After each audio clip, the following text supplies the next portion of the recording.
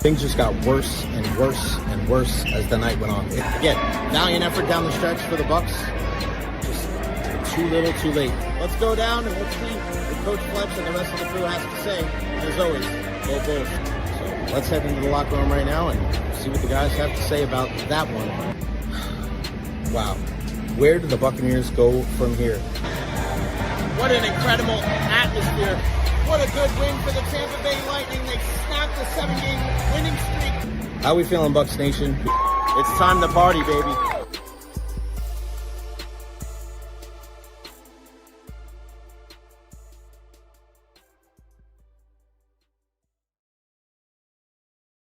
What is going on, everybody? Happy Wednesday, November 19th, 2025. Welcome to the Recher podcast. Hope everybody out there is having a wonderful day, whether you're here in the Tampa Bay area or you're at work listening on your AirPods or you're out in Mexico like our guy David Terry.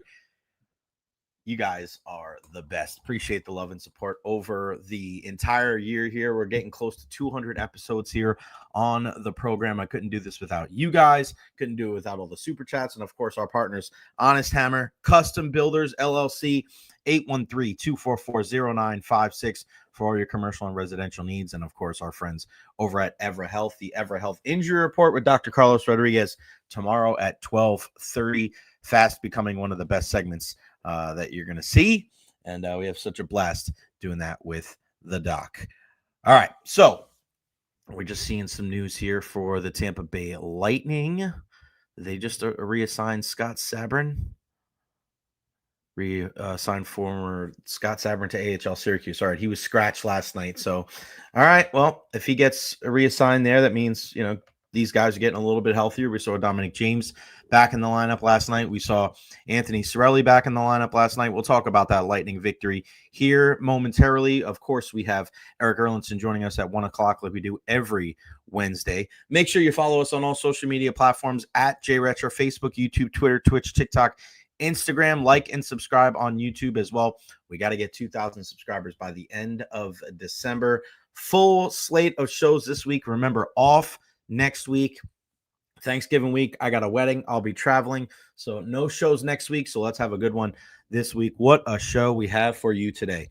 We'll give you an update from Buccaneers practice here in a couple minutes. Then we'll discuss what happened last night at Benchmark International Arena with the Lightning and the big win over one of the best teams in the National Hockey League.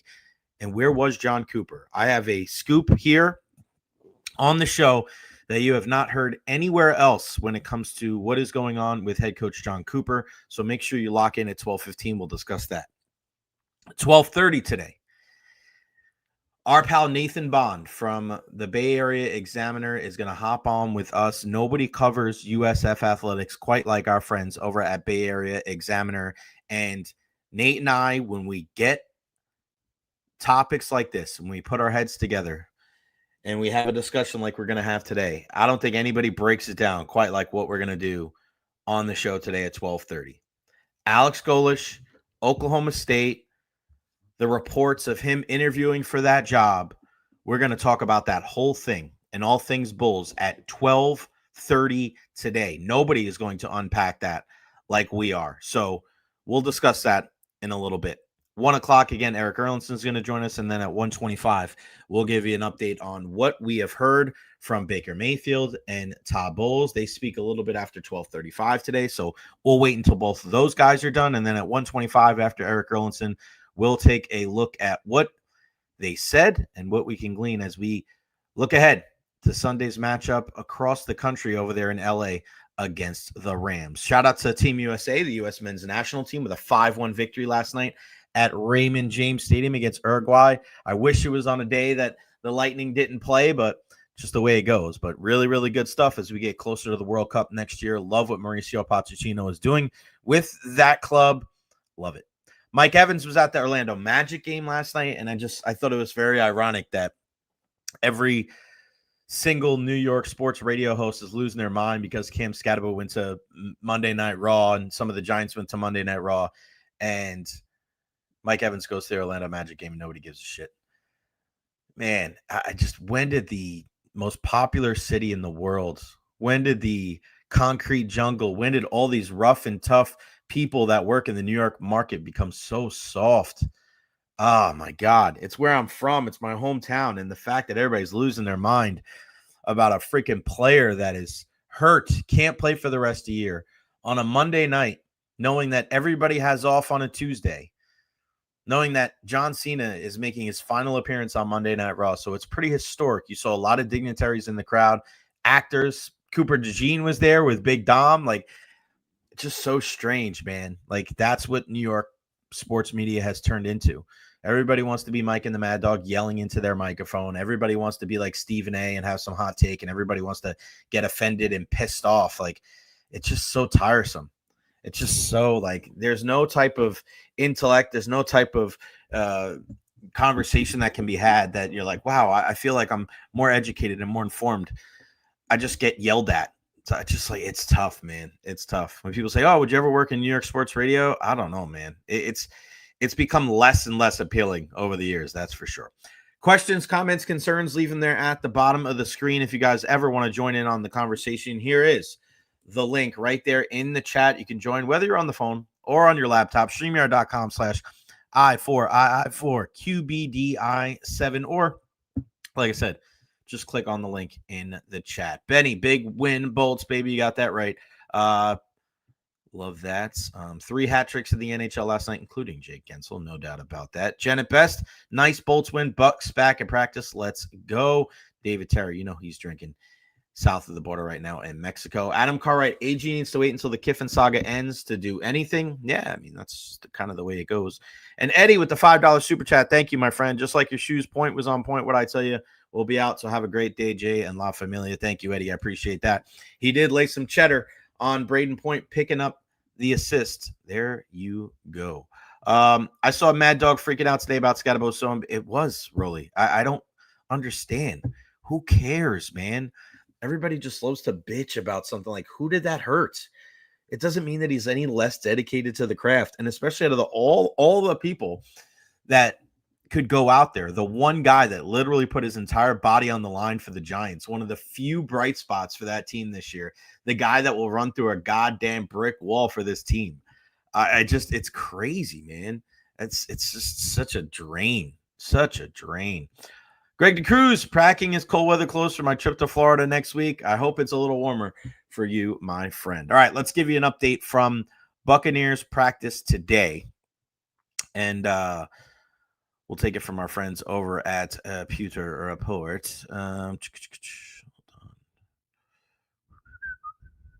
Jamel Dean was at the Bucs walkthrough today, as was Bucky Irving and Ben Betterson. Didn't see Hassan Reddick. Chris Godwin Jr. came out to the indoor facility as they were leaving. So I tell you what, if I'm the Buccaneers, right, as much as you would love to have Bucky Irving back, if he's not 100%, don't rush him back. You got Sean Tucker. That's not the issue right now for me. This team, as good as it has been when Bucky Irving's been in the lineup in the beginning of the season, I'm not like, oh, wow, they need to get Bucky back. 90% Bucky is better. No. Take your time, especially what you were able to unwrap last week with the combination of Sean Tucker and Rachaad White. Don't hesitate to go back to the well with those guys and give the ball to Sean Tucker more and more and more. It's the defense. The defense has got to be the focal point this weekend against the Rams in LA. So if Bucky is compromised at all, there's no reason to rush him back. Yes, does it suck that he's been out this long? 100%. But I don't look at the situation with Sean Tucker and go, wow, man, it would be such a big upgrade, because if Bucky's going to have to knock some of the rust off, he's going to have to take some hits. And when you have Sean Tucker, who's kind of in his groove right now, you leave it up to the Buccaneers because they've been patient to this point. But if Bucky's anything less than 100%, it just doesn't make sense for him to go. Now, a new injury for the Buccaneers today, and that's outside linebacker Chris Braswell. He didn't practice today. Looks like he has his right ankle wrapped, according to our pal Greg Allman from Fox Sports. Bucs have been without Hassan Reddick and Marquise Watts as well. It looks like Marquise Watts was okay, but I mean, you heard what I had to say about Chris Braswell on the show yesterday and the show on Monday. I don't get it with Chris Braswell. I don't get it with these second round picks. I don't get it with these pass rushers. This team has so much talent, and we were excited about this team going forward because you just got a little bit better in so many different areas. And that's why I was bullish on the Bucs going into the season, is because you fortified your defense by going out and bringing in Hassan Reddick. You drafted Elijah Roberts. You drafted David Walker. We know he was banged up earlier in the year, but you went out and got Jacob Parrish. You went out and got Benjamin Morrison. And you would think that guys like Tyke Smith and Antoine Winfield Jr. would provide kind of that 1-2 punch at the safety position. Like, the players are there. It's so you would think. But what we've seen these last couple of weeks, I mean, Benjamin Morrison has been awful. He's just been terrible. And I know he's a young player, and it doesn't mean he's going to be, this is kind of what he's going to be for the rest of his career. But you got to call a spade a spade. I feel like sometimes people are afraid to say the quiet parts out loud. He's been terrible, and they're targeting that young man. The offense is looking to see where that kid is at, and they're going right at him. It was bad a couple of weeks ago against New England. It was bad against Buffalo. And he's got to pick it up. And if it's not him, Todd Bowles has to come to the realization that he's not ready for this. And he only needs to be out there for certain dime packages and maybe play some special teams. And they need to lean on Vildor. They need to lean on Jacob Parrish. I mean, Zion McCollum hasn't played all that great either. We've talked about the maturation in his game and how he's gotten better every single year. Like, he makes some plays where he comes up and he makes a tackle out in space, and you're like, oh, okay. That's the reason why Jason Light and Todd Bowles, they love to draft these bigger cornerbacks that can tackle and help with the run defense, and that's great. But if Zion McCollum is not taking that step where he's the clear cut, like, think about it. Going into the season, everybody was super excited about Zion McCollum and Parrish and Morrison, and we were all discussing Jamel Dean. Remember what people were saying? Trade Jamel Dean. Look at what he's been able to do this year outside of the injuries. Finally been able to pick up some interceptions. Playing pretty good football when he's been out there. Zion McCollum has not taken that step forward that we all thought he would. I don't know if you necessarily can put that on Todd Bowles. It's so easy to be like, well, it's the GM's fault. It's the coach's fault. And I feel like at times, unless the guy is terrible, people don't really hold the player's feet to the fire when a guy doesn't take that step forward. Because I've been saying this for years. It's very easy to be able to tell whether a team is getting better or whether a team is getting worse when it comes to their roster construction, when you talk about adding or subtracting pieces, when it comes to guys you bring in via free agency or the trade or the draft, or lose guys in free agency or the draft. Free agency or trades, or guys retire. It's easy to be like, all right, plus here, negative here. But what it's almost impossible to quantify is how much better or worse players on your team are going to be from one year to the next. You don't know what that growth is going to look like, or if there's stagnation, if there's a guy that plateaus. When you look at what Zion McCollum has done this year or hasn't done, I think we just understood when he went from a guy that was really just a special teams guy, and then he just got better and better on the outside. I think you look at that kid and go, all right, he's the future of the position for this team. But when you watch him play and you see some of the angles that he takes when he tries to tackle, and he's not lived up to the lofty expectations that I think people had for him in his fourth year in the league. That's part of it. Antoine Winfield Jr. has had his struggles. Vita Vea, I know Ian, we'll talk about that today. That's, again, we have the Beckles and Recher podcast today at 3:15. One of the big things that Ian and I are going to discuss is what Ian had to say on Monday about Vita Vea. It's kind of wild to me to think that you played a game where the quarterback had 6 touchdowns, 3 passing and 3 rushing. That means he had a good chunk of the football. And Vita Vea had 0 tackles. 0 tackles in a game like that. I can understand if you're high flying and you're throwing the ball and you're getting rid of the ball quick, and maybe he ran for 3 touchdowns. And it wasn't like all those he ran to the outside. Josh Allen was moving his feet. Vita Vea couldn't make 1 tackle in that game. it's very odd to me. Very odd. Who's been the most consistent player on this defense this year?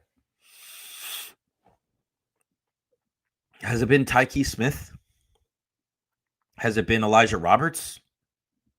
It's kind of crazy to think that two players as young as they are have been the most consistent. You could point to a lot of different things with Todd Bowles and the scheme, or what Jason Light didn't do as far as addressing the pass rush, but I don't see the consistency on the defense, and that's going to kill you. That is going to crush you. Greg says, Jacob Parrish, you're not wrong, but think about what that means, Greg. If your most consistent players are your youngest ones, what are your veterans doing? You would expect some of your young guys to have ups and downs. You would expect some of your young guys to have games where, all right, well, that wasn't great. It's a learning process. That's why I like Benjamin Morrison, like we're saying. Expect it to be a little bit more like that. But what we're seeing from Jacob Parrish, and we're seeing from Roberts, and I think we're seeing from Tyke, those are the three most consistent players on this team. That's a problem. That's a problem. That it's not Zion. That it's not Antoine. It's not Vita Vea. It's not Yaya Diaby. Right? Am I wrong in that assessment? We look at this team and the lack of consistency. It's coming from their best players, offensively and defensively. And you look at, and you saw the video that was put out, Buffalo Bills showing a lot of love to Tristan Wirfs and the offensive line. I give those guys a whole lot of credit on what happened in Buffalo, because they really brought it. And you could tell that they were pissed off with how their performance was the last couple of weeks. That's all you can ask for. All right, we'll talk more Buccaneers a little bit later on in the program. But I want to discuss what happened last night at Benchmark International Arena. So I was just thoroughly impressed. Listen, New Jersey did not have its best player in Jack Hughes. But with that being said, one of the best teams in the National Hockey League. They're fast as hell. And you remember the last time that these teams played, Jesper Bratt with the breakaway, so many odd man rushes. It was just, God dang, it was so tough to watch. And we know that the Lightning cannot be successful if they play defense like that. They just can't. They can't. But what you saw last night is a team, even though they didn't have their full complement of players, play a freaking solid home game against a team that could have run them out the building. And especially after what you saw on Sunday against the Vancouver Canucks, where they go up 2-0 and they just they turned it off and they could not turn it back on, and they got smoked. I told you guys on Monday, that was an aberration. I'm not worried about that game. There was such an emotional output from Saturday and what Saturday could have been against the Florida Panthers, and it didn't happen. And then you got to come right back and play Vancouver on Sunday at home. What a crappy schedule for the Bolts there. So I wasn't surprised that happened, and I didn't think there was going to be any carryover effect, and there wasn't. You look at what Jake Gensel brings to this team. Jake Gensel is a guy that, and I think I hated the comparison of he's coming in here to replace Steven Stamkos. You still see it last night. Even though they scored a couple of power play goals, the power play is not as fluid and not as dangerous as it was because the guys are afraid to shoot. And I'm talking about Radish and I'm talking about Bjorkstrand. They're afraid to shoot. And when Radish shoots the puck, like we saw last night on that one, God, man, he's got a great shot. He has to continue to shoot the puck. Bjorkstrand, I don't know. I don't know if Bjorkstrand's going to be the answer for the Tampa Bay Lightning. He was on the fourth line last night. This is a guy you brought in to be a power play specialist, a guy that was going to chip in 20 goals for you. I just don't know. And again, talking to my pal, Phil Esposito last night, and I hope you guys saw the picture on my social media with me and Phil in the shoes from last night. Phil thinks that the Lightning should do whatever it takes to bring Steven Stamkos back. Now, when I say whatever it takes, obviously Nashville they have to assume some of that salary. They're not going to pay him $8 million. But with that being said, I think they know that it's not working for him there. And he scored some goals here the last couple of weeks. I know he scored the game winner in Sweden a couple of days ago, but I mean, it just still, and I'll talk about this more in the next couple of weeks, but just make it right. Make it right. The Lightning made it right by bringing McDonough back. Make it right by bringing Stamkos back. This team needs that guy on the left side of the power play. And I think Nikita Kucherov, when he gets to the postseason, I think when Stammer's out there, he doesn't feel like he's by himself. Because listen, he has a tremendous relationship with Braden Point. Don't get me wrong, but it's different. Remember when Kucherov came into the league, he looked up to Stamkos. That's like his big brother. And it's just something different, man. I think bringing Stamkos back would not only help the team on the ice, but would help the team off the ice. And I think it would inject a lightning bolt, pun definitely intended, into the fan base and our community to get him back. They need him. They do, man. They need him. And I don't want to see him go anywhere else. He's a Tampa Bay Lightning legend. He's a legend in our area. And it'd be one thing if it was just a nostalgia act. We missed the guy. But they need him on the ice. He doesn't have to play top 6 minutes. He could play on the third line with Nick Paul and whoever the hell else they're going to put there. Dominic James. Let those guys do all the work and have Stamkos play off, open spots of the ice and shoot the puck. Think about that, guys. If you get to some semblance where, all right, like you're keeping Bjorkstrand, right? Your first line is Gensel, Point, Kucherov. Your second line is Hagel, Cirelli, and let's say Bjorkstrand there. Your third line is Paul with Dominic James and Steven Stamkos. And then your fourth line is any semblance of Gord, Gergensons, Douglas, Finley. It makes a lot of sense, man. You get another right-handed shot. You get another guy that's good in faceoffs. It makes too much sense for me. Let's find a way to get this guy back. But I don't like the whole talk of like Gensel for Stamkos because you could have had both. But what Jake Gensel has proven since he's been here is that he's one of the most consistent players in the National Hockey League, and he can play with top-end talent. Another hat trick last night. He's had the last three hat tricks of the Tampa Bay Lightning. And I just love that there's such an honesty to his game. Plays good defensively. He wins puck battles. He can play, again, with top-tier players. What a fantastic addition to this team. And he could play with Hagel and Cirelli. And he could play with Point and Kucherov.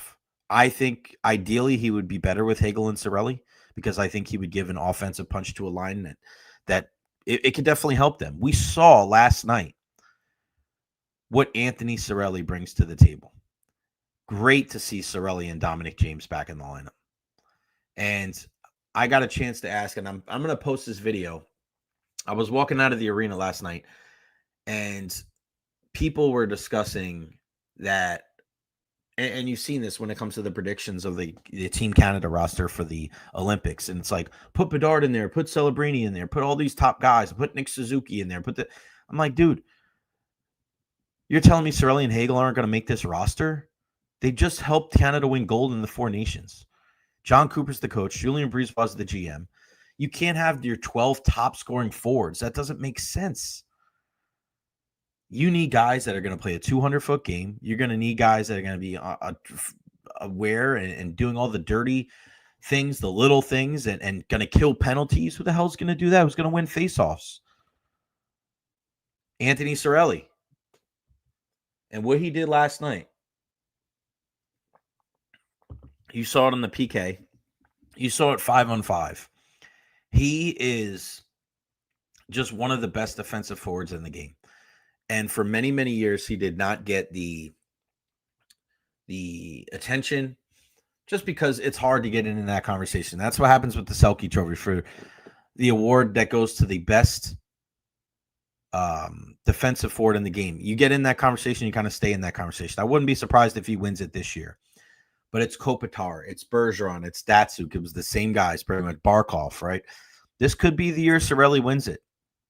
and you watch him play and the impact that he has, it's crazy to think that that kid's not playing for Team Canada. And then when you watch Dominic James, the impact that he has offensively, defensively, that kid's not coming out of the lineup. I don't care who's healthy and who's coming back. He's staying in. Same thing with Charles-Edouard Destou. Watching those two guys and how they've impacted this team, they're here to stay. What does that mean for some of these other guys on the roster? I mean, their numbers, we already saw Scott Sabrin today get sent down. I don't know what happens with Jack Finley. They didn't play a lot last night, Finley and Douglas, but I want to see Jack Finley out there. Size, right-handed shot. He can win draws.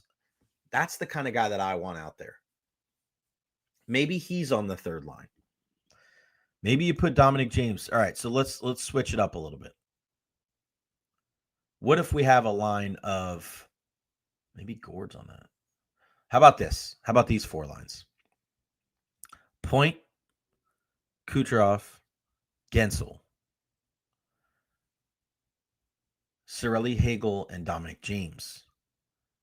And then a third line of Nick Paul, Steven Stamkos, and Yanni Gord. And then a fourth line of Finley, Gergensons, and Pontus Holmberg or Douglas. Yeah, I like that, man. All right, finally, before we get to Nate Bond, because he's going to join us here in a bit to talk all things USF, John Cooper missed the game last night. And I'm going to give you guys some information, some inside information. This is why you watch us here on the Recher podcast about that whole situation. So there were talks going into the game last night because Coach John Cooper left the game on Sunday very abruptly. He didn't go back into the coaching room. He just left, got his bag and left. And he spoke quickly after the game on Sunday. I wasn't there, but this is what I was told. He left right away. And this is rare because usually he hangs out at the arena. They break down some of the tape. He left right away. He was not at practice on Monday. He was not at morning skate yesterday. We spoke to Rob Zettler before the game instead of John Cooper, which was odd. And then we're thinking, does it have something to do with Team Canada getting ready for the Olympics? But the more and more we're thinking about it, like, I don't know if it would have something like it. They could do everything on Zoom. They would obviously do it maybe when he was already north of the border, right? It wouldn't have him fly out in the middle of the season. They wouldn't do anything to jeopardize what was going on with the Tampa Bay Lightning. And then we get the news that John Cooper was going to miss the game last night due to personal reasons. And it is kind of ironic because Mike Sullivan, the Team USA coach, the head coach of the New York Rangers, missed the game a couple of days ago against the Red Wings because of personal reasons too. We didn't know if anything like that was intertwined. Didn't think so. I think it's just kind of a coincidence. And then you just get to thinking of what's going on with John Cooper and saying it's a personal thing. And I still don't know for sure what's going on. We can just hope that if it is anything with Coop and his family or anything out there, that it's something that gets rectified quickly. But I do know for a fact that last night, John Cooper actually entered the building. I think it was during one of Jake Gensel's goals, but he was there last night during the game. So he is back in the Tampa Bay area. He was back at the arena last night. I would speculate and I would assume, and I usually hate doing that, but just in this case, if I'm wrong, it's not the end of the world if he's not there. Like, I don't care if I'm wrong. I'm just telling you what I know. I would think that he would be there tomorrow at the arena. Again, you don't want to get too intrusive when it comes to personal things, but just the fact that he's back in the Tampa Bay area, I think that's a positive sign. But regardless of what's happening with John Cooper, I thought the team rallied around him not being there last night. And Jeff Halpern getting his first win behind the bench, I thought that was really cool. But again, you're hearing it first. Nobody else has talked about this, but John Cooper did return to the arena last night in the third period. I think it was the third period of the game. So hopefully he'll be back behind the bench tomorrow. And again, whatever is going on with him and his family, whether it's his family or not. Again, it's personal reasons. Hopefully that it's something that gets rectified sooner rather than later, and our thoughts and prayers certainly go out to them. All right. When me and this guy get together, it's almost like, all right, let's really dig deep. Let's get to the bottom of all this. It's our good pal Nathan Bond from the Bay Area Examiner. What's going on, brother? How are you? Doing well, man. How about yourself? I'm doing good, man. It's funny when things like this come out, I'm like, all right, I'm either going to text Nate and talk to Nate about this, or we're going to get him on the show. And let's just jump right into it, man. Obviously, the hot topic of conversation, we'll get into the game here in a little bit against Navy and what went wrong there. But obviously, the hot topic of conversation is Alex Golesh and the future of him at USF and this whole story about Oklahoma State. And you saw the same thing that I did, because I'm looking at this kid from Oklahoma State and saying, oh, there was an interview and blah, blah, blah. And then he gets asked about it, if he interviewed. And I love the way you put it, too. Question was phrased in a way to give Alex Golesh plausible deniability.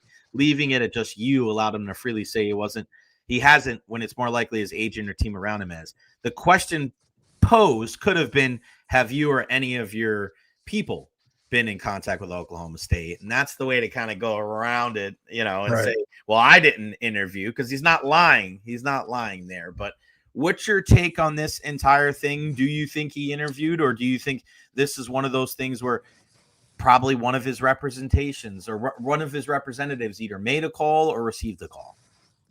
Yeah, so I went through that podcast that particular reporter put out on October 24th, and a couple days ago he quote retweeted like, as I reported October 24th, Alex Golesh interviewed. And I listened to that podcast, and then I had other people listen to that same podcast. Nowhere in that podcast does it say explicitly that he said that Alex Golesh interviewed. So I'm trying to figure out where the disconnect is. I'm still under the assumption, and this is just kind of speculation, I am sure there have been conversations, which is why I kind of was just a stickler on asking, have you interviewed? That's not how any of this works. Right. You've been around long enough. That's not how any of it works. You don't get offered until you know you're going to take the job. You'll have it doesn't make sense. The timeline doesn't make sense to interview before the Memphis game or leading up to the Memphis game, because the next week is a bye week. That's when you would have done the interview. Right. So I'm trying to figure out how all of this works. I do believe that there's probably been contact. He was a GA for Gundy years ago, so the connection's there. Do I think he interviewed? No. Do I think there was contact? 100%. His agent is working the phone lines, just like USF on their side are, they're working the agent as well, trying to figure out where they can go, get an extension if they can reach the dollar amount. And you can't begrudge Alex Golesh for taking a job where, I love where I work. If another company's like, hey, I'm going to double, maybe even triple your pay to do the exact same thing, bro, I'm out. Yeah, no First doubt. thing smoking. Yeah, exactly. And that's the thing where people, and I understand people want to be, the loyalty, and look at what this program could be, and look at the football stadium that's coming up. And I'm like, yeah, that's great. What if he has a bad year and they fire him? Then he's not going to be a part of that anyways. Like, your loyalty first and foremost is to you and your family. Right. I mean, you got to make sure, you have an opportunity to play for, go coach at one of these schools, and you can build generational wealth. Right. I mean, it's different. USF is not there yet. It's on the way, but we don't know when the way is. Right. So that's why, whether it's Oklahoma State, people are, oh, why would you want to go there? It's like, it's not about that, man. Like you just said, double your, triple your pay. It doesn't mean that he's going to be there forever. Like, he could go there, get a buyout like the rest of these guys, and be living lavishly as a fired college football coach, which is probably the best job in America right now. And who's to say that he's not going to get another job elsewhere if he can parlay some success in Stillwater and go back to a team in the SEC and go to LSU or go to Florida one day, or Tennessee. We don't know that. Yeah, like James Franklin took Penn State to the playoff last year and got fired midway through the season. Right. That's how quick these things can turn. College football now has become a lot more like soccer, club soccer, where you could, for example, I'm a big Dairy City guy. So that's the Irish Premier League for everybody else who don't know.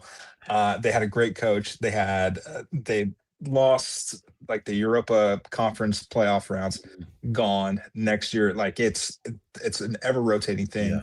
That's kind of where college football's heading. Hockey kind of has that too. Um, I don't love it.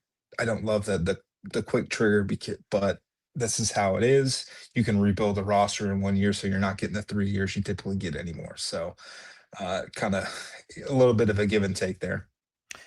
So if it's not Oklahoma State, what other jobs do you think would be interesting? I mean, Arkansas's got money. His Yeah. wife's from Arkansas. Mhm. Like, that makes a lot of sense. If Florida strikes out on Lane Kiffin, that makes sense. Um, eh, and this is all to say he could also just stay. Yeah. Like you know, I love what he's done for the program where he's gotten them to. But in games that kind of matter against in conference opponents, it's not a great record. I Right. believe he's 1-7 in conference against teams with winning records. So there is that issue, and we saw it on Saturday. We saw it at Memphis. Like there's still some kinks to be worked out in his process and being elite and all of those things.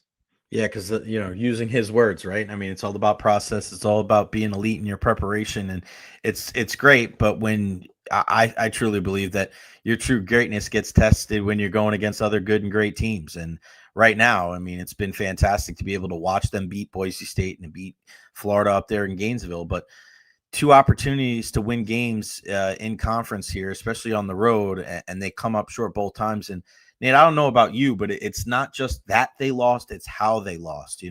Whimpering down the stretch against Memphis, and then Navy. For all the talk about being ready in the preparation, they just didn't start on time. The defense wasn't ready. The defense looked like they had no idea that's the kind of offense they were going to run. And for Todd Orlando, who I was getting much maligned the last couple of years, I think people were kind of coming around on him a little bit this year. But I mean, you look at it, Nate, that game and that game plan against Navy and the offense, like they were just so far behind. I give Byram a lot of credit for trying to get them back into it. I don't know if the score was really indicative of how close this game was. What do you make of those two games, and what can they do to improve that elite process? Because it's great to be, in the graphic for the college football playoff in Right. November, but that's not the point. Yeah, this is historically speaking, this is kind of what USF has done. So it's not just an Alex Golesh thing. It's like an institutional wide just coming up shortness 2007, 2015, 2016, 2017, 2025. They've historically just lost the wrong game every season when they've been in contention. 2017, the 4th and 24 versus Houston, the Mhm. Warren I-4 game down the year. 2016, you have a great team, you just get steamrolled by Temple. It'd be one thing if it was just one coach, but it seems it's Right. happened every single time. Once coincidence, twice, whatever.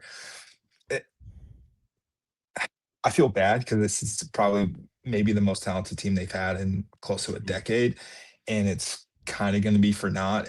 You're more than likely going to end up 9-3, which is great. You have a chance for a 10-win season, but the expectations were flipped when you won those first two games, Right. and then when you're putting up, 60 points on North Texas on a Friday night in front of the national market, and Yeah. it was like their biggest game on campus and maybe ever. It gets ratcheted up. You blow a 14-point lead in the fourth quarter at Memphis. You do nothing in that fourth quarter. Uh, you have to make Navy earn it every single play, and you just allow the gas yards. I don't understand how Eli Heidenreich was open so often, so many times. He is the best wide receiver in Navy history, and he was just running around like he was Calvin Johnson out there. It made no sense. But yeah, Todd Orlando and that defense picked the worst time to have their worst performance of the season. Yeah, no doubt about it, man. And a lot of people are wondering about kind of the question of, was Alex Golesh not focused because he was focused on other things? Do you put any kind of credence to that his focus and his attention were elsewhere because of the putrid performances, or do you think this is just one of those things where it was just a bad time to be a bad team? I mean, you've been working somewhere and you've been able to concentrate on your job, but you've also taken interviews other places, and it doesn't like one doesn't Right. affect the other. I don't think that's the reason why it happened. I think it's an easy crutch. Like, he wasn't concentrating. Right. We all interview while we still have a current job. Like, that's just the name of the game. That's how it happens. Maybe only in like the NFL, like the actual pro leagues, does it happen in the off season. College is just a different animal, and we think we're seeing it this season. It's going to be completely different. A lot of these institutions, a lot of the athletic directors want to have somebody in place a week, 2 weeks before National Signing Day, which I believe is December 3rd this season. So it's pretty quick. It's just the way the schedule falls out, you're going to see this kind of thing continue to happen going forward. I think it's just going to be the new normal. So we've spoken about the history of this program and coming up short in a lot of these big games where it could lead to a conference championship appearance. But one thing that really took me back on Sunday, or even late Saturday, Sunday, and then Monday, was kind of the overall vitriol of the USF fan base towards Alex Golesh himself. And you and I both know a lot of times on social media, it is the vocal minority, and they are kind of, peppered in and infiltrated with negativity. I understand that. But I think sometimes it's harder to parse through that kind of stuff. And then sometimes it's abundant and it's a lot. And I was taken back a little bit that there was such a negativity towards Alex Golesh. What kind of sense do you get as far as the fan base's overall attitude towards him because of his inability to win those big games, because of the possibility he could go somewhere? Is it one of those things where it is the vocal minority just being loud at this time of year, or is there still a little bit of a distrust because of, maybe some of the deals with Byron last year about the lack of transparency there? And he can be, he's a guy that works hard, but I don't know if he's not Amir, right? That's what somebody put, I saw last night, where Amir Abdur-Rahim looked like he would give you a hug every time. And, Golesh is a little bit more abrasive and a little bit more stoic. So what's your kind of take on his relationship with the fan base? I'm shocked, but also like not shocked, because this is how it's been. Right. I got to be careful with my words here, otherwise I'm just gonna create like a new. I think the last time, maybe a couple times before, I called them keyboard warriors and Twitter thugs, and it spiraled for them. But that's kind of what it is. You talk to anybody actually in real life, they're upset with what happened, but they think he's a good coach, and I think that's kind of where we're at. He's been a great recruiter. Nobody. I mean, you and I both know nobody really gave him a shot against Boise and Florida, not to win both. Right. Dream on. So like he's done the things that need to happen. He has a solid roster. I think this is the disconnect is this is the first, I think probably the first year where like they've have all the pieces in place. The money is like truly there. Year one, year two, they were kind of piecemealing it a little bit. Year three, you see it. You see along the defensive line, the defensive backfield, being able to retain Byron Brown for another year. Like the money's there. And so that's where the frustrating part is. And I get it. Like I'm wearing a USF polo today at work. Today's the first day I've worn a USF clothing since Saturday. Like I cover the team, but I've been going to games since I was 10. Like it still affects me. I was really sad on Saturday. But you got to move on. You want to fire a coach because he lost at Navy. Okay, who do you replace him with? You're just restarting the process. Congrats, you're back to square one 3 years ago. Like we need to be a little bit more realistic. I think the online folks need to go touch grass a little bit. Yeah. I'll call them the Twitter tough guys, the keyboard warriors living in their parents' basement. I'll call them out. What do you think the percentage is that Golesh is back next season?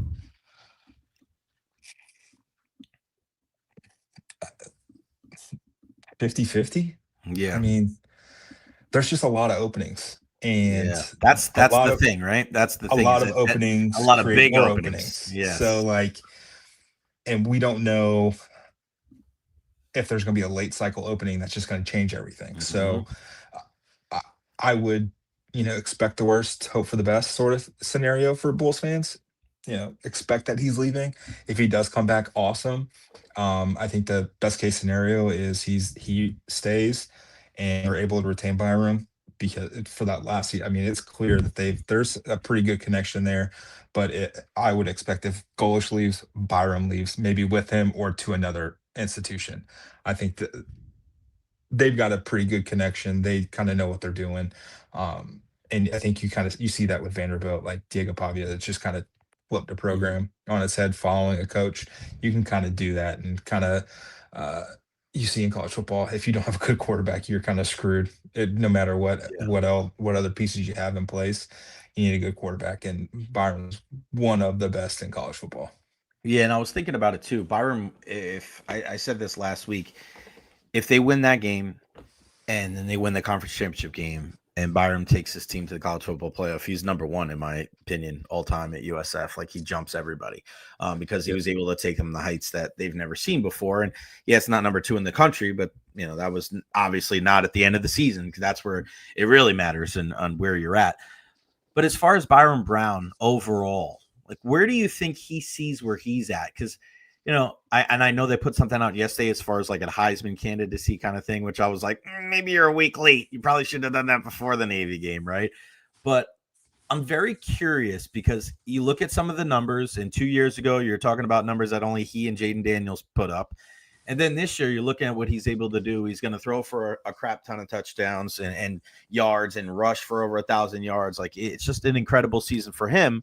But where do you think he sees himself? Do you think he gets to a point where, if Golesh stays, all right, I can stay here? Or do you think he feels like he has to go somewhere else to get him ready to play football in the NFL? Like, because we know that he works hard and we hear all the great things from Alex Golesh, but being around the guy and watching him improve, where do you think Byram sees himself as far as like his standing with USF and putting himself in the best position so that he can play at the next level?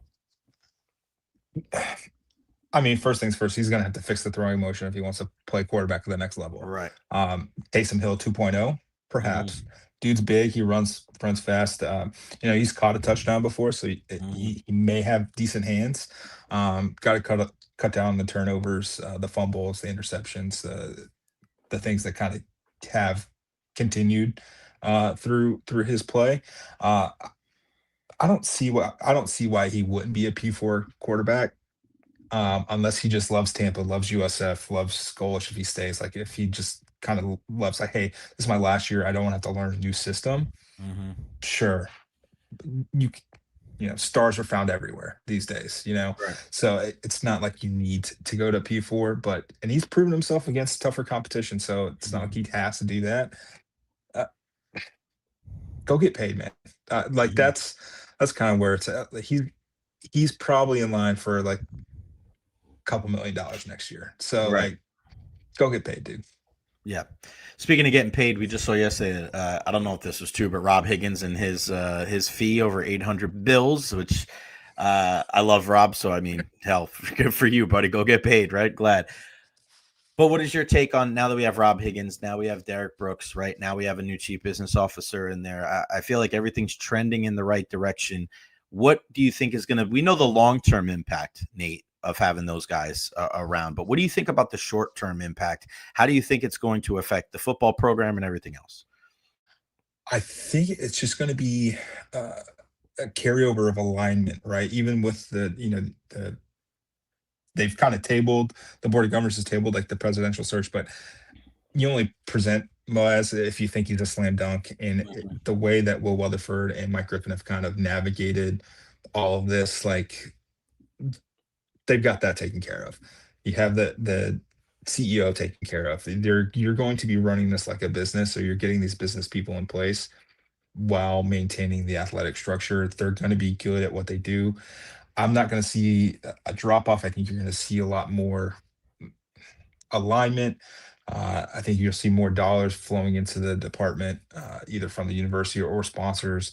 Rob Higgins done a great job raising money for the Tampa Bay Sports Commission. I don't think that's going to change.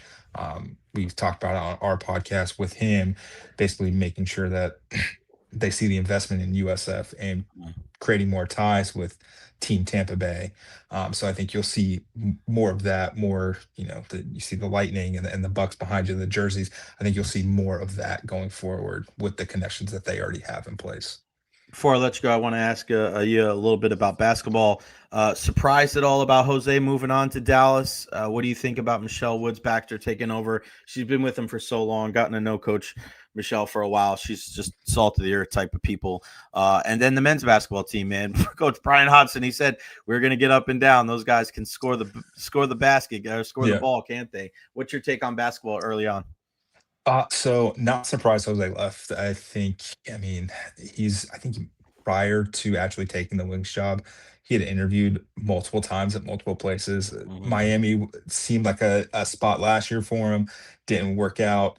Been here 25 years. Like that's what else can you do? I think there's a ceiling for women's basketball in the American. You kind of saw it that first week of games where some of these women's basketball teams in the American were losing just like D2, some pretty bad schools, and that's why USF's playing Duke. That's why you have to schedule these insane out of conference games. South Carolina, UConn, like you have to do that because the American itself it's such a soft league for women's basketball.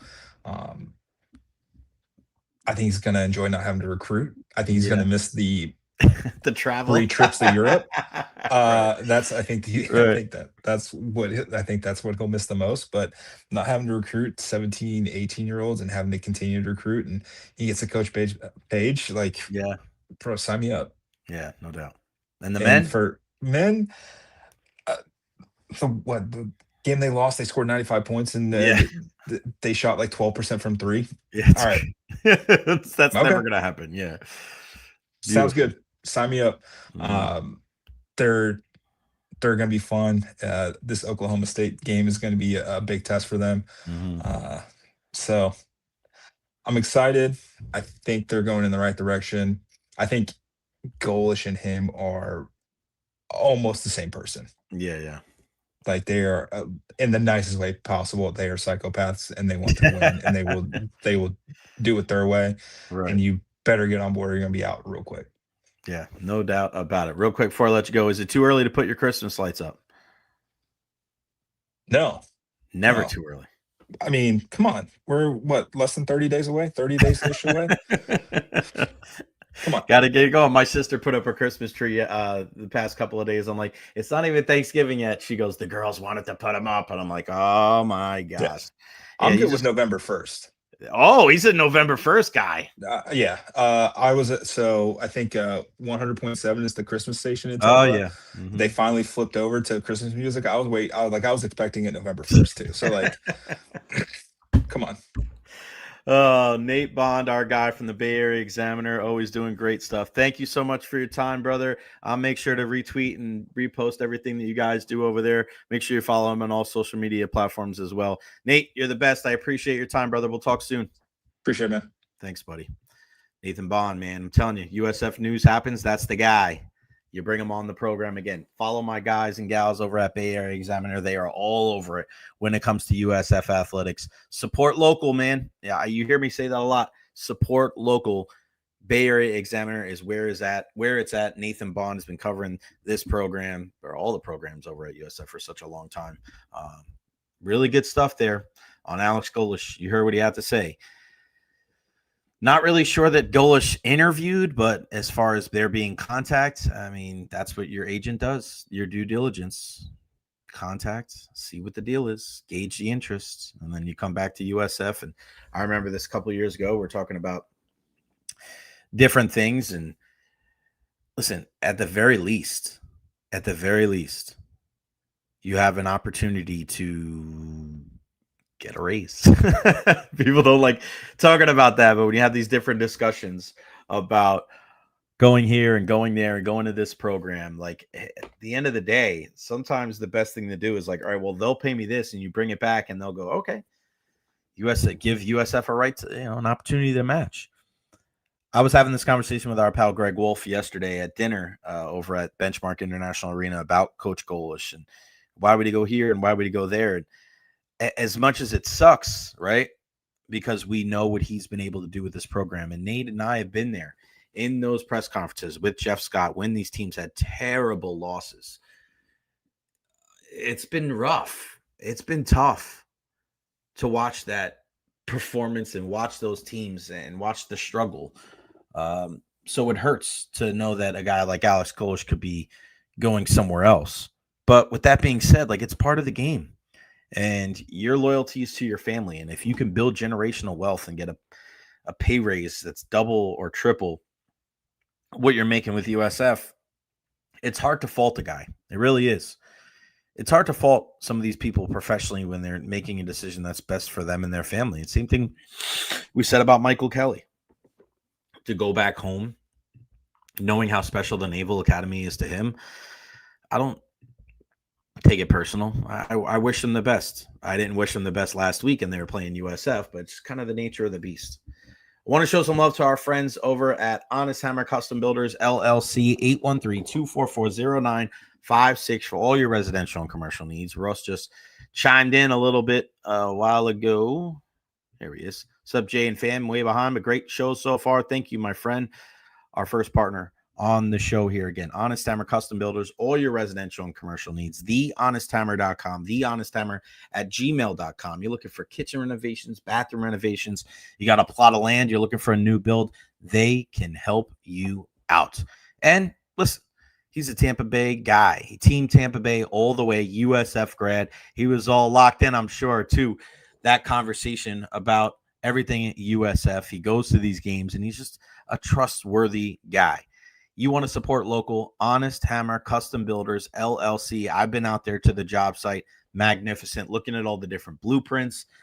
He has all of his bases covered. Only hires the best people to work on his projects, and he just treats them all with dignity and respect. I just love being around that atmosphere. I can't build anything. I can't even build a birdhouse. But if I need any kind of renovations on my home, if I need something in my bathroom or something in my living room changed, they are the guys. Honest Hammer Custom Builders, LLC, residential, commercial needs, 813-244-0956. Tell them that you heard it right here on the Jay Recher podcast, and you can get a discount. Did I wear my hard hat on the job sites? I don't know if I did or not. He gave it to me at the end, but here's my hard hat here. Love it, man. Honest Hammer, my guy. Love him. Love them. Oh, look. Honest Hammer. Got it right here, too. Boom. The hat. My guys. Beautiful. Beautiful. And then let's not forget our friends over at EverHealth. EverHealth.org. 17 different locations in Pinellas County. They want to be your first resort, not your last resort. Everything from the cradle to the grave. I mean, you're talking about pediatrics. You're talking about your dental work. I went over there to check my elbow and my knee and everything that's going on with me. I just love this place. Again, 17 locations in Pinellas County. I went over to the High Point location. Everything is clean. Everybody's so friendly and nice. And this really is the new age of healthcare, where even if you don't have insurance, you can go over there. They have a sliding scale for the uninsured. They take all types of insurance. It's so difficult to get proper healthcare nowadays. And this is kind of the new age of healthcare. Go look into it. everhealth.org. And if you're looking for a career, the EverHealth Institute is amazing. It's a school very, very similar to what I was able to attend when I went to broadcasting school that got me ready to work in the radio. So I love it. Hands-on training. You can work in the building right across the street, right? After you graduate there, you don't have to go to a 4-year school. It just makes so much sense. And when you hear the conversations that we have every single Thursday at 12:30 with Dr. Carlos Rodriguez, it's almost like one of those things where you're judged by the company that you keep. You know, birds of a feather flock together. You've heard those cliches over the years. When you listen to the conversations that we have with Doc, and he just seems like such a great guy. He is. Like, I got an opportunity to meet the guy. He's unbelievable. And that's what everybody is like over there at EverHealth. So go check them out today, everhealth.org. jrecher.org. Give them a shout. Tell them that you heard it right here on the Recher podcast. We appreciate them for being our partners here on the program. Follow me on all social media platforms: Facebook, YouTube, Twitter, Twitch, TikTok, Instagram. Like and subscribe on YouTube as well. Again, full week of shows this week. Next week off. I'll be traveling. I got a wedding to go to. Of course, it is Thanksgiving, so tomorrow or next week we are off. But we will talk to this guy today. We won't talk to him next week, but we'll talk to him today. It is our pal, Erik Erlendsson, lightninginsider.com. What's going on, brother? How are you? I'm good, buddy. What's going on? Nothing much, man. Big win for the U.S. men's national team last night. There's the curveball. But we're talking about our Tampa Bay Lightning. Man, I really love what I was able to see last night against a team in the New Jersey Devils that is really quick, even though they didn't have Jack Hughes. But the ability for them to play a good, solid game compared to the last time when they played, when it seemed like every other freaking 5 minutes there was an odd man rush. I feel like that was the type of successful winning hockey that the Bolts have been looking to play all year long. Yeah, they've been trending that way, right? It's you think back to the first 2 games of the season, right? The Ottawa game and the Jersey game, where they were out of sorts and their coverage was not very good. And, Ottawa had a couple of breakaways and, the turnovers, especially those first, the Ottawa game in particular, the turnover that led to the game-winning goal with just over a minute left. Yeah, it's been a long time. It feels like it's been a long time since that first meeting with the Devils, and they've just been kind of slowly getting there which is amazing to think of the number of injuries they've had and how different the lineup has looked like from night to night. And they've been able to kind of build their team structure and work on their system play and everything, at 8-3 in their last 11, 9-3, I think in their last 12, since that 1-4-2 start. So, it's just what they've been going towards, that, like no matter how you play, it should be effective basically against any type of team. Right. That's the theory. That's the idea. You make tweaks here and there based on the opponent. And New Jersey is a very quick transition team for sure. So yeah, it was a nice, good quality win. The game got away from them a little bit the final 5 minutes of the second period. It got a little loose defensively, but other than that, I felt that they were in complete control of that game last night. Before we get back into kind of the injuries and everything, let's look back at what happened or what didn't happen on Saturday. And you and I were discussing on Saturday last week of, oh, wow, here comes the fireworks. And it really was kind of a dud. We kind of go out there and they didn't start the fourth line. And then you're just kind of looking around and there was a couple of dust ups, but not near the type of fireworks that we thought we were going to see. Surprised that it wasn't more intense, or because of the surroundings, because who wasn't in the game, that it just, I guess it kind of makes sense when you look back at it. Well, I think the game was intense, right? Mm-hmm. Not in the intensity that I think we were anticipating, right? Everybody showed up expecting WWE Superfest and ended up with a pretty good playoff style hockey game, right? That's what it turned out to be. And, not that there weren't moments and not that there weren't opportunities. I mean, how many times did Scott Sabourin go to AJ Greer and say, hey, you want to go? And Greer would just shake his head. Like, obviously, Greer was under orders from Paul Maurice not to do anything, right? There's no doubt in my mind that was the case. Because, the league was watching, right? George Peros was in the house down there. Mm-hmm. Rob Schick, longtime NHL referee, was the supervisor of officials for that game. So the league was keeping an eye on it, right? So, there was that kind of, there was an undercurrent, there was an undertone that never bubbled to the surface, other than a couple of normal sort of skirmishes, breakouts, right? You saw some banter and back and forth between JJ Moser and,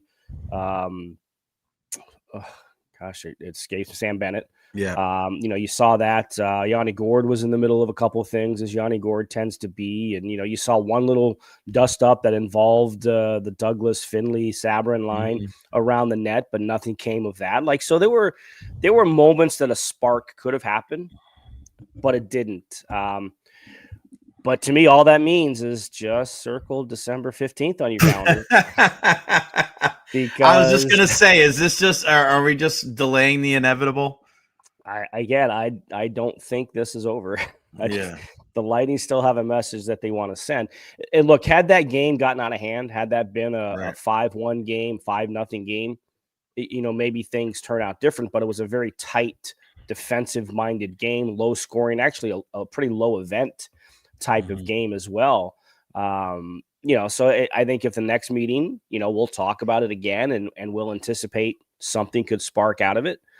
But at the end of the day, if the 2 points matter, like we did talk about that, it is a 2-point game. It's not a preseason game where you're not really concerned about the outcome. The outcome mattered, especially with how tight the division is and the conferences as a whole. And for the Lightning to go down there, missing the players that they're missing and win that game 3-1 and, getting a beautiful goal from Jack Finley as the game winner. I mean, that was just kind of the icing on the cake for how they were able to win that game. Yeah, I think maybe I'll have to wear the gold spiky shoes for that game on December. Got to defend yourself, Jay. Got to defend That's yourself. right. Got it. It is a second-degree aggravated battery or something. The cop told me last night. You mentioned Jack Finley, man. I got a chance to talk to him yesterday, and Curtis Douglas, and we just saw Scott Sabourin get sent down. Man, I mean, those guys are making it hard to take them out of the lineup. I know they didn't play as much last night, but man, they give you a different look, and I think that's one of the biggest things going into the season that worried me, is that I didn't think that there was enough of a different look from what we saw last year. But as the year has gone by, and I think this could be in some way kind of a blessing in disguise because of all these injuries, you've gotten a chance to see Pelletier, you've gotten a chance to see Dominic James, and gotten a chance to see Finley and Douglas and Sabourin. I think it bodes well for the Lightning moving forward, knowing that regardless of the opponent, they can kind of change up the style of play, and they can kind of understand that certain guys can play with different lines. What do you make of what you've seen from some of the guys that are outside the Kucherov, Point, Cirelli, Hagel, Gensel bubble? Well, we talked about it a lot in preseason. The depth of the organization shining in preseason, right? Like we saw some plays and some guys who making impressions and everything else. You're like, wow, I didn't realize, and like we haven't even seen Stahoviak up here yet. I think at some point we'll see Wojtek Stahoviak, right? Dylan Duke is coming off of a hat trick last weekend. Like he's playing and performing well down there, and somebody that we've talked about quite a bit over the last couple of years. And I think all this has done is reinforce what we saw in the preseason. Right, because you can see depth in the preseason, especially early on, where the level of competition is not, you're not facing regular NHLers, and you're facing basically other AHL type of players. But I think it's just reinforced what we saw, that they're able to come up to in the NHL and regular season games and continue to show basically what they showed in preseason. Right, they've gone down to Syracuse, and Joel Bouchard continues to do a great job in getting the players in a position to where when they do come up, they just fit right in. I mean, you would have known that was Carlisle and Santini's first game of the season with the Lightning last night, right? Like they just look like they fit right in. So we're seeing a lot of that, and it bodes very well that when you have 6 or 7 regulars out of the lineup, that you can call on these guys to come up and give you some quality minutes, and that can do nothing but help your organization moving forward. When I spoke to Jack Finley yesterday, I asked him about sitting out in the beginning of the season. I don't know if you saw the video, but if you get a chance, go back and watch it, because it's something that you and I have talked about of got to feel weird.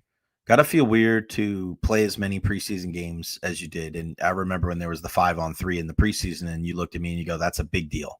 That's a big deal that he's out there. And he said as much when I asked him about the beginning of the season. And he goes, I was surprised because I played so much in the preseason. And I just thought that was like, he was very transparent and upfront and honest. And he wasn't disrespectful in a way. He was just like, you could tell he was disappointed.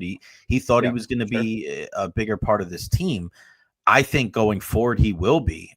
What do you make about him in particular? Because he's just so different than everybody else. And I was thinking about it a little while ago, and I was kind of, playing a little fantasy hockey in my brain. If they do find a way to get Stamkos back. But even if they don't, I mean, Finley's got to find a way, man, right? I mean, he's just so completely different than everybody else, being that big, being a right-handed shot, and being able to win draws. When everybody's healthy, does Jack Finley have a spot in this lineup, do you think?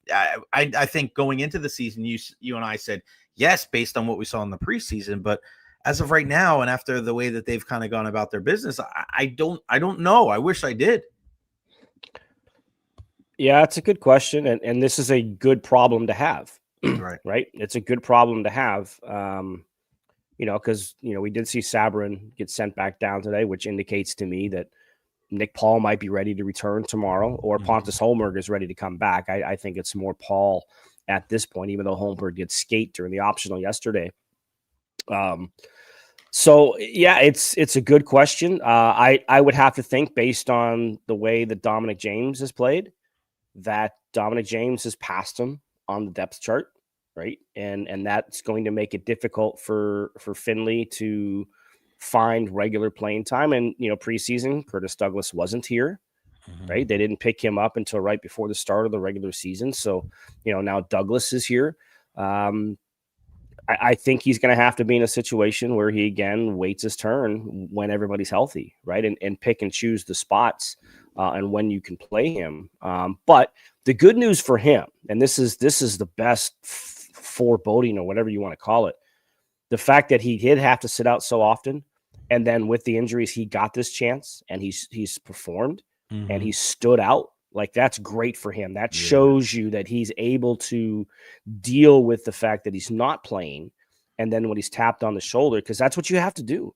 When you're in that situation, if you don't find yourself a regular in the lineup, when you do get your chance, you have to perform so well, you do make that decision difficult. And I think Jack Finley has not necessarily made that decision difficult, but showed the coaching staff that, yeah, I'm ready to play. I'm ready to play now.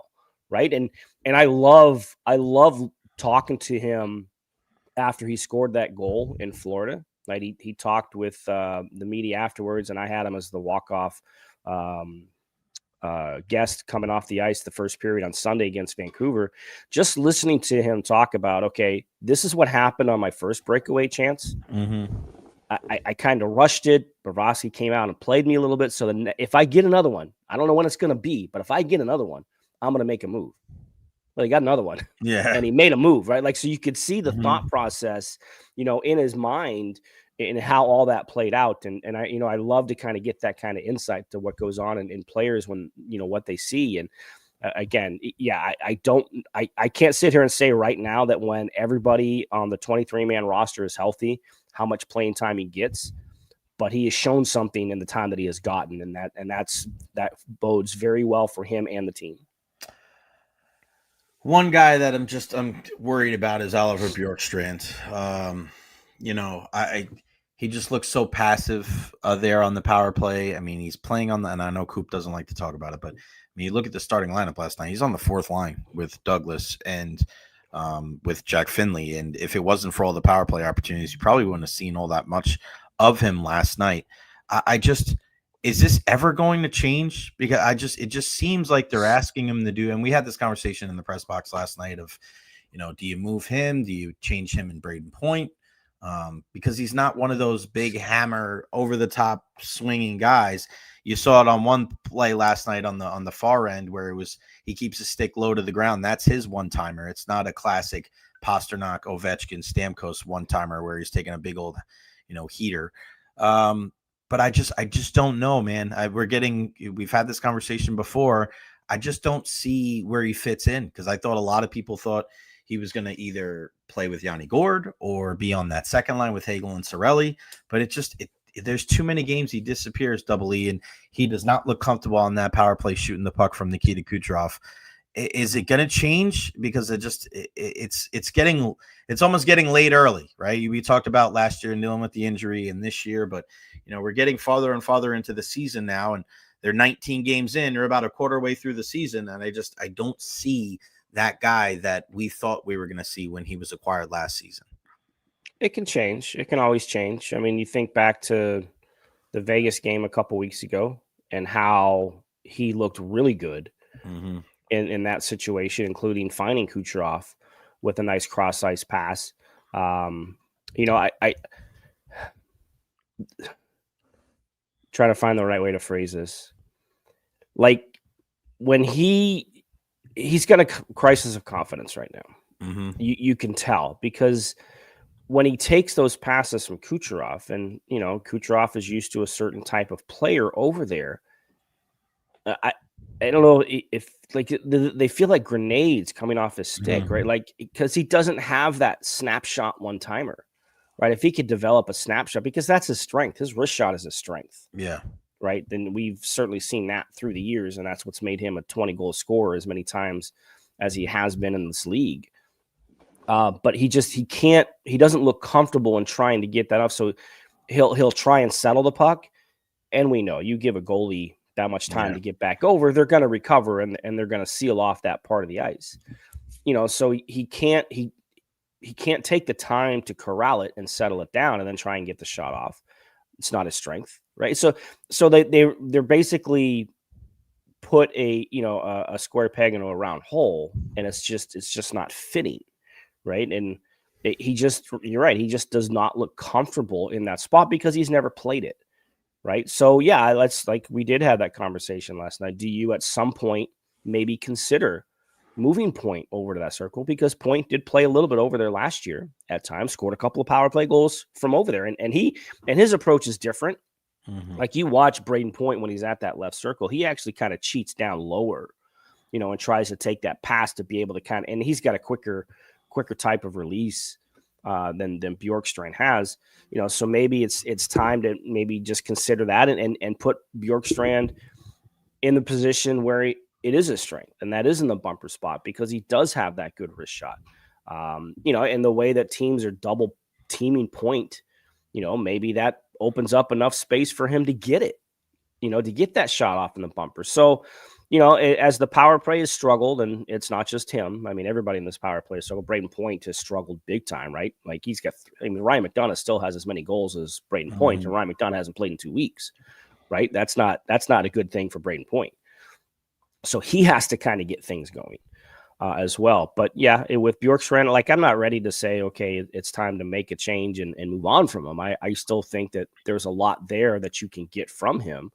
He just has to be put into a position to where you can get his confidence back. I think that's what it all comes down to. I think Oliver Bjorkstrand, as a confident player, like he was right before the injury last year, where you could see it kind of coming, it's just hasn't returned, and they need to find a way to get his confidence back. What about a guy like Darren Radish? We see when he does shoot the puck, man, he's got an incredible release as well. He's another guy I think that gets a little bit too passive, but where do you see as far as his future prospects with this team? I mean, as long as Crozier's out, I think that's kind of a buffer for him. I think he doesn't have anything to worry about, but they like Max Crozier, man. And we've seen that because Radish has gotten scratched. And I think Lilleberg plays much better when Crozier's out there. There's just something about that kind of chemistry. And when McDonough and Chernak come back, right? Like, I mean, you look at it, those six, and I think with the abundance of talented forwards they have, I don't know if we're going to see 11-7 as much as we have in years past. So Radish seems like he could be the odd man out. And I know we've kind of talked about him and Gage Gonsalves. With those two guys, now that I think we talked about this 2 weeks ago, have either one of those guys kind of stepped up in your opinion in the last fortnight? Gonsalves is not, right? Even though they keep trying, right? Like, he played last night with Hagel and Point, right? Like, so they're still trying to find, again, to get him back to the way he was in the second half of last season and in the playoffs. Like, you could make the argument he was their best forward and certainly the most consistent forward in that series against the Panthers. And that just hasn't come out this year. He's still not shooting the puck enough. He's got a great shot. He just has to, utilize it more often. I think he has to understand that more. So they're continuing to try and get Gonsalves into that position. He continues to see a top six role. He's on the second power play, but the second power play does not get much time at all. And as far as Radish, you're seeing some of the flashes that we saw from him in the second half of last year, because we had this conversation regarding him last year when Nick Perbix was here, right? He was the odd guy out for a good portion of the first half of the year, and then JJ Moser got hurt and missed 2 months. So Radish got an opportunity to get back in, and by the time Moser came back, you couldn't take Radish out. right? So, so you see a game like last night where he makes a great pass to Jake Gensel for the power play goal. And, he follows the rush and takes the pass from point and, hammers it like we know he can. He has one of the hardest shots in the league. Yeah. But again, when everybody's healthy, and Crozier back on IR was a little bit of a surprise, I think, to all of us when that happened yesterday. So we'll see how long he's going to miss. Now, the good news is that I don't think it's related to the ankle injury that he suffered, because I thought maybe he came back too soon, because those ankle injuries, man, for hockey players, they're hard to come back from. You never really feel comfortable. So the good news is it doesn't sound like it's related to that. But when everybody's healthy, is he the number 7 guy? Is he the number 8 guy? Right. Yeah. I mean, they're very high on Declan Carlisle. Now he's a lefty, right? But they're very high on Declan Carlisle.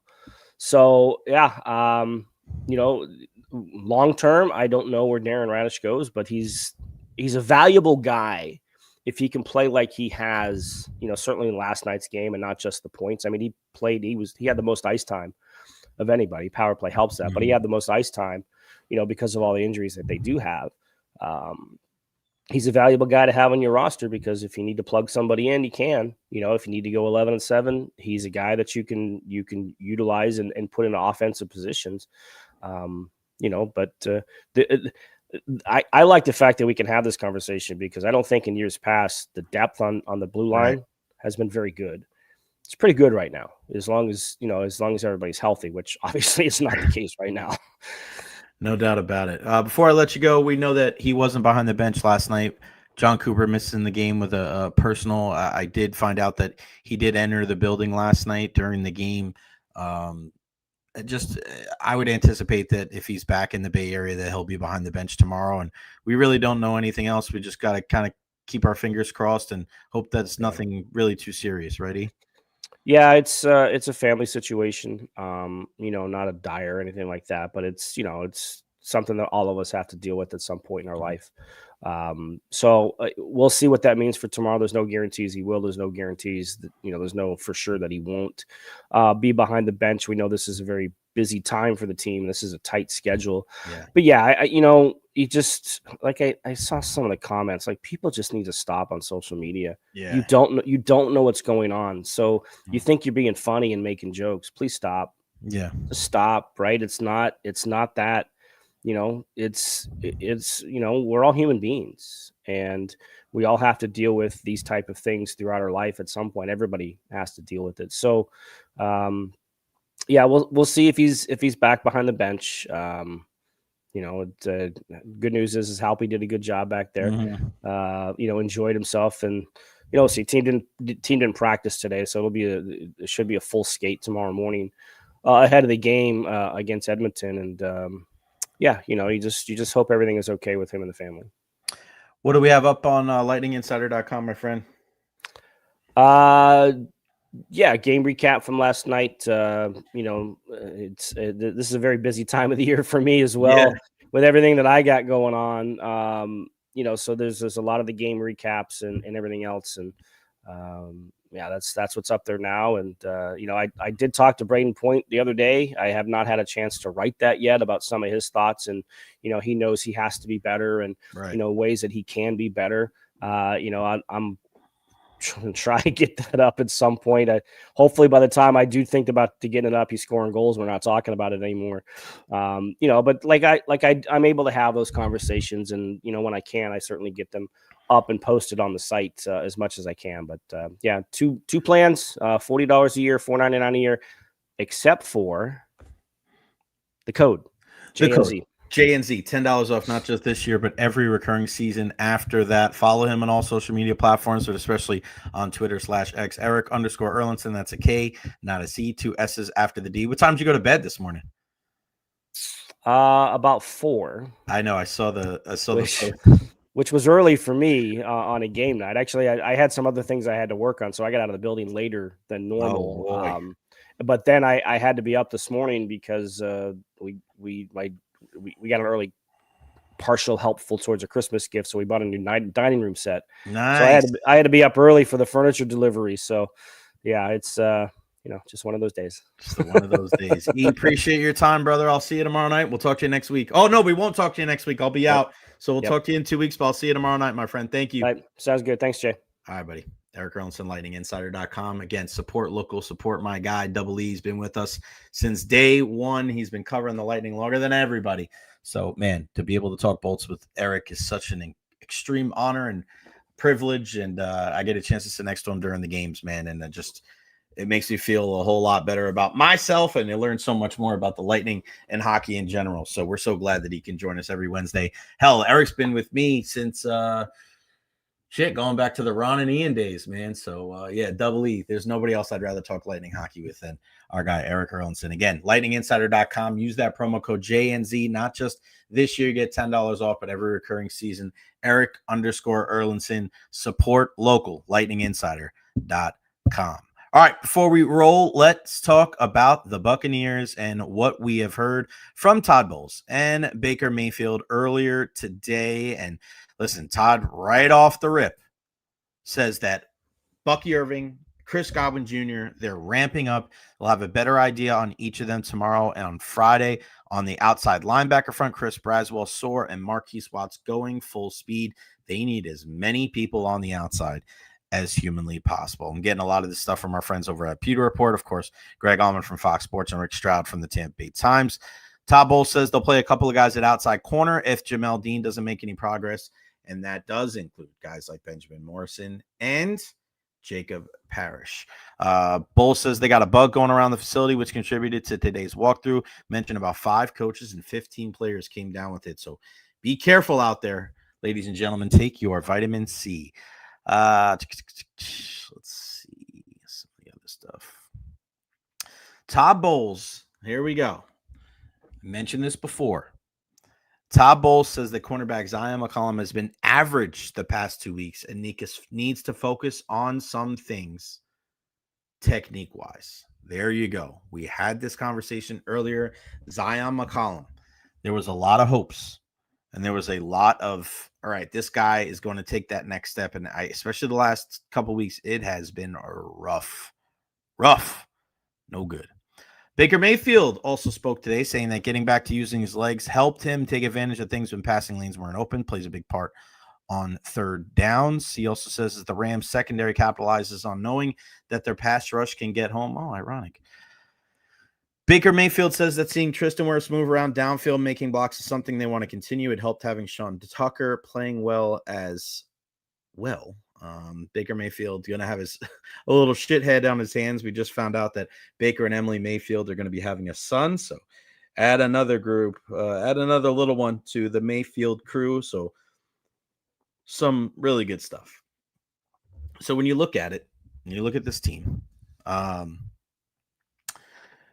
you want to see more from Sean Tucker this weekend. I think that's one of the big parts of this entire thing. You want to make sure that this guy is out there and he is running the football like we saw last year against New Orleans when he won NFC Player of the Week, like we saw this last week against Buffalo when he had 3 touchdowns. I just hope we don't get – I know Bowles likes to say the hot hand. Man, I hope that it's more of a – like a respect thing out of Rashad rather than a real, like, start Sean Tucker, man. Who cares? Like, are you really worried about offending Rashad? Like, he already lost his starting gig to Bucky Irving. Just put the best players in a position to succeed. Start with Sean Tucker, or maybe even if you don't start with Sean Tucker, just make sure he gets the abundance of the carries. And I guess that's something that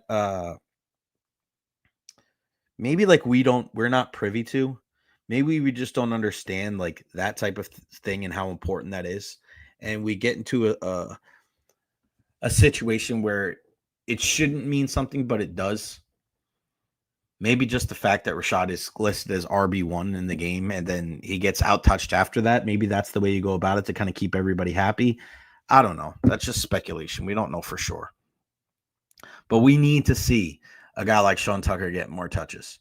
You just kind of look at the things that you want to see against the Rams. You know it's going to be a tough putt to beat this team. We know with what Matthew Stafford brings to the table and Sean McVay and his coaching and Adams and Puka Nacua and Kyron Williams and the way they're able to get home with 4 pass rushers. the Buccaneers are going to have to play an extremely clean game. And I think you kind of look at little different segments of this entire club and say, what do I want to see going forward this weekend? I want to see the same consistent play from the offensive line that we saw last week. I think you want to see Sean Tucker get heavy touches. I think you want to see the pass rush in some form or fashion get home to Matthew Stafford. You need to see whether it's Benjamin Morrison or Jacob Parrish or Zion McCollum, or if Jamel Dean plays, better play in the secondary and taking care of the football. I think if you can do that, I think you give yourself a chance. Because as much as the narrative is super negative right now, and I told you that there was a possibility that this could happen, if you win this game in LA against the Rams, who a lot of people think right now could be the best team in football, what does that say about the Bucs? The narrative completely changes. It's not, oh, this team sucks. Oh, this coach sucks. Everything changes. And it's like, well, the Buccaneers found a way. The Buccaneers found a way to win this game. And the way that they're going to do it is by playing complementary football. It's not going to be if one side dominates. The defense has to come up with opportunistic plays. The offense is going to have to punch the ball in the red zone, 7, not 3. You're going to have to make sure that you win the special, maybe not win, but just break even when it comes to the special teams battle. You can't lose the turnover battle. So there is a recipe for success. And as good as the Rams are, I look at them and I look at the Buccaneers, and I think this is a real opportunity for Todd Bowles and the Bucs to be able to show that, hey, we should be in that consideration for best teams in the NFC. After watching them the last 2 weeks, I know that is kind of a tough ask. But if you want to prove that you're not what everybody's saying you are these last 13 days, go out there and win this game. Go out there and win this game against what a lot of people think is the best team in the NFL right now. Excited to see if the Buccaneers rise to the challenge. Good week of practice. Hopefully they get healthy before they make that trip cross country to take on the Rams. All right, that's going to wrap it up for me, guys and gals. A big thank you to Nate Bond and to Erik Erlendsson for joining us on the program. Make sure you follow the Bay Area Examiner and lightninginsider.com. And, of course, our friends at Honest Hammer and Evra Health. Tomorrow, 12:30, Dr. Carlos Rodriguez is going to join us on the show for our Evra Health Injury Report. At 1:30, Ed Encina will join us as well. We will be live from Benchmark International Arena as well. A big thank you to our guy Eddie with the $5 super chat as well. I love you all. Thank you so much for the support. Make sure you tune into the Beckles and Recher podcast coming up at 3:15 today. And again, tomorrow, live from Benchmark International Arena before the Lightning get to business once again. They play the Oilers tomorrow night and Connor McDavid. That should be fun. All right. I love you guys. See you tomorrow at noon right here on the J Rich podcast. I'm gone. Peace out.